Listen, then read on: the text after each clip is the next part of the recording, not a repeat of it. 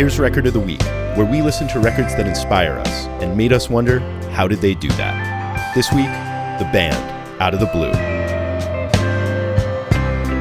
Out of this world, out of this mind, out of this love for you. David, it's great to see you. Thanks for jumping in and chatting with us about this band song. Yeah. That for me anyway, the song is a mystery. Mostly because almost every person I know who's a band freak doesn't know the song. I'd never heard of it. Right? Yeah. It's buried on the Last Waltz soundtrack. Yeah, it's labeled Last Waltz Suite, so I'm not sure what that means. But within that suite, I believe, are studio tracks. Within the movie there's a version of The Wait with staple singers. Mm-hmm. And then there's Emmylou does a song, Evangeline. Right. So those are not live performances from the movie. Mm-hmm. This is not in the movie as well, and I think that's why they call it the suite.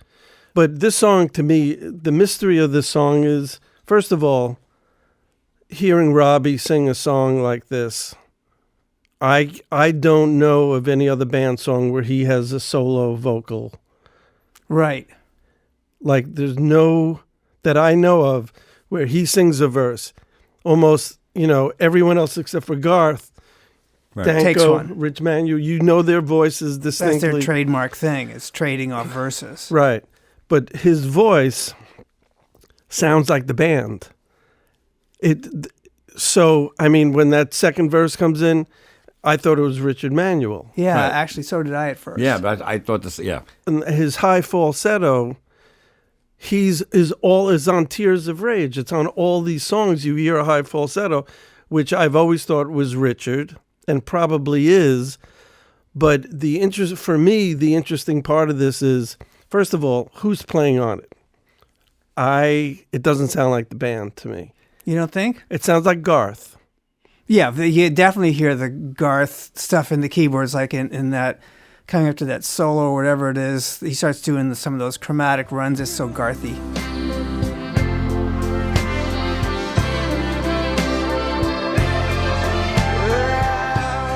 And I'm thinking, if it's not Garth, they found the most Garthy guy to do Garth.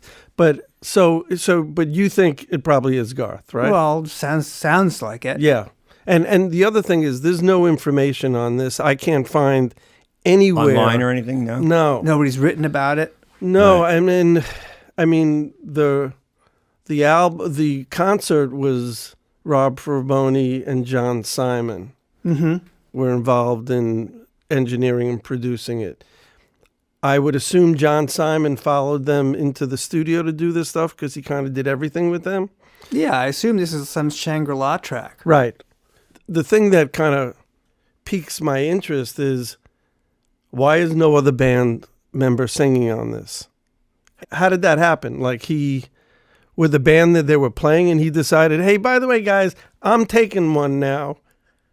I don't know. I got a feeling he did it by himself. Like maybe he was kind of on the glide path out, I think so. and this was like a sort of the unofficial start of his solo career. Or they didn't show up. Yeah. Because they didn't. After they finished the Last Waltz, he booked all the studio time. They never came. Oh, really? Yeah. In fact, there's a very interesting John What was Simon. the studio time to cut new tunes, or just to like do fixes on the concert? For fixes. Fixes, and probably to do the studio versions. But like, I could hear this song being divvied up to the other singers very easily. It's natural. Right? For the band, usual band treatment. So are they playing and Robbie just said, I'll sing this one, guys? Or they weren't there.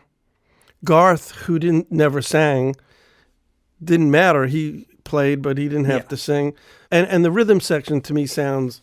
Yeah, really... what about the drums? Because I said to you yesterday, I was like, really? Why doesn't it sound like Levon? Well, kick drum pattern. But explain more about that. Well, he had a very melodic kick drum. He would play to the melody.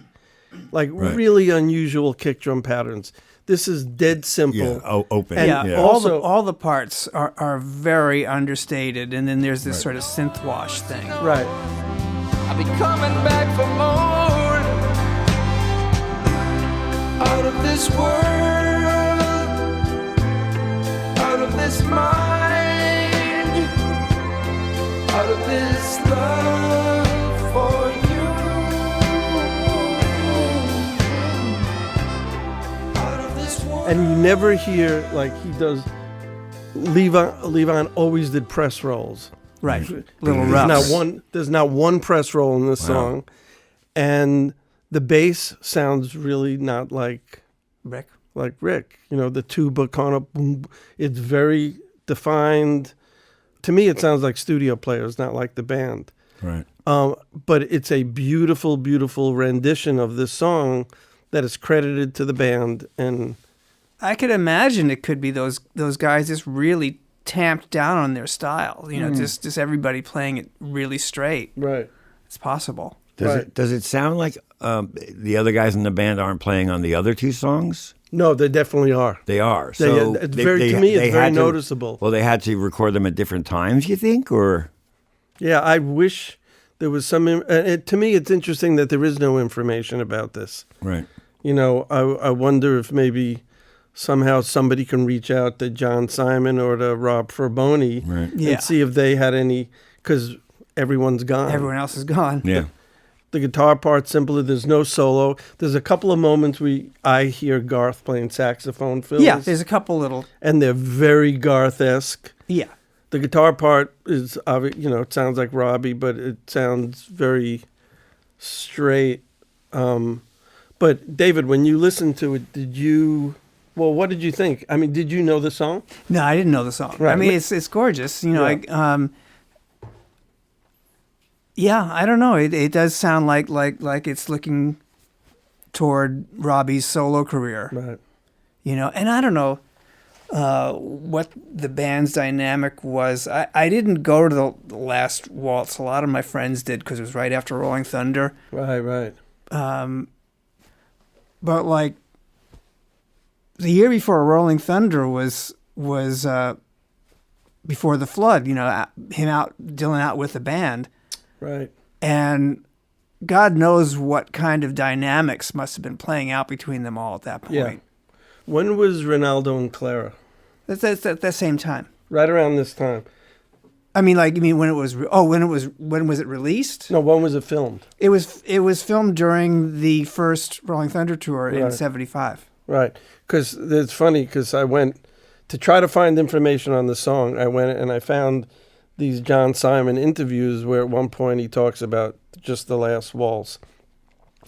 And he said that Bob, at the end of it, that there was a whole big thing about the release of that they went and told Bob this is being filmed. He thought it was a concert. And he went, well, I got a movie coming out.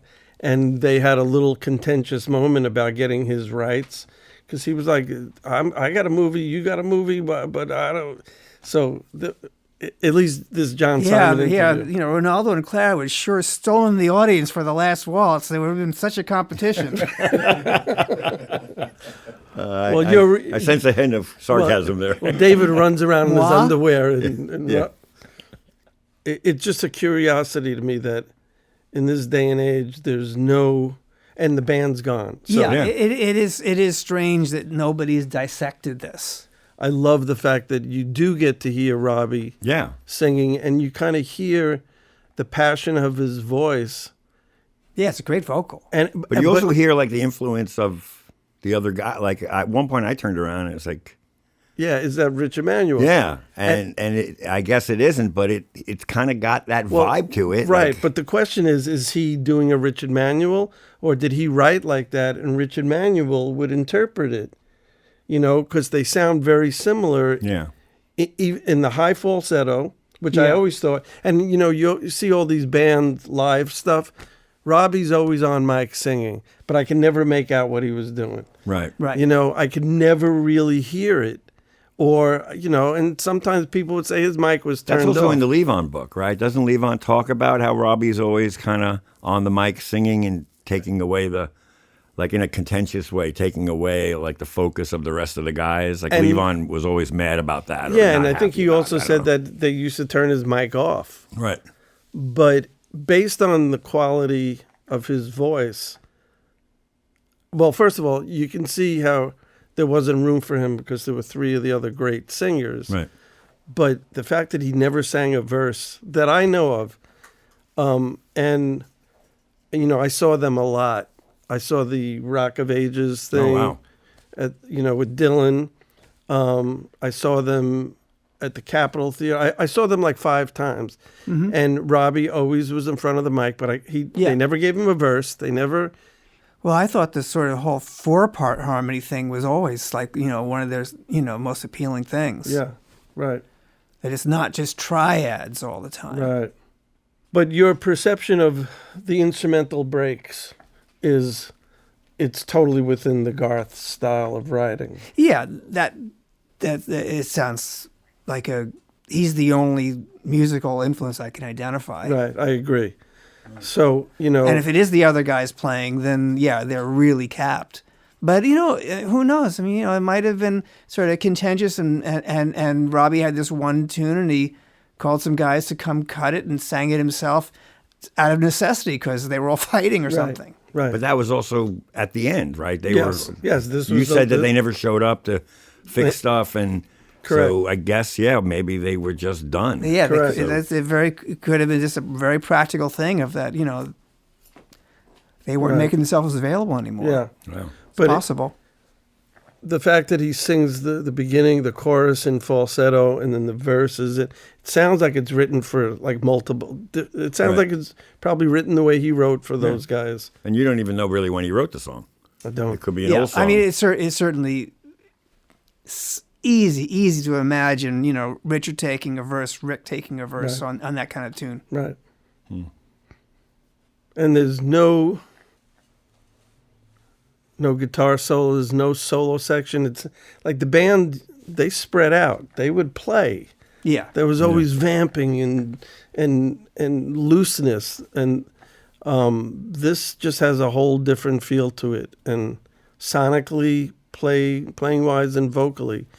So maybe, someone who might hear this podcast and has information would contact us. It's just weird that there's really no information about this song Yeah. anywhere, considering who they are and how Yeah. much. How much they were poured over.